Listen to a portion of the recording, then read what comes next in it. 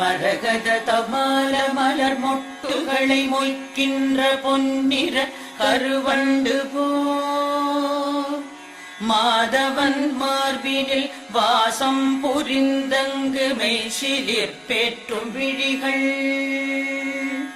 மரகத தபால மலர் மொட்டுகளை மொய்க்கின்ற பொன்னிற கருவண்டு போல்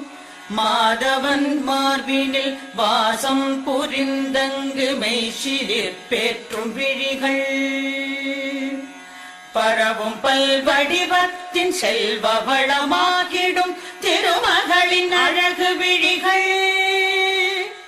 பறிவோடு அந்த இரு விழிகளின் கடை நோக்கு மங்களம் எனக் கருள்கவே.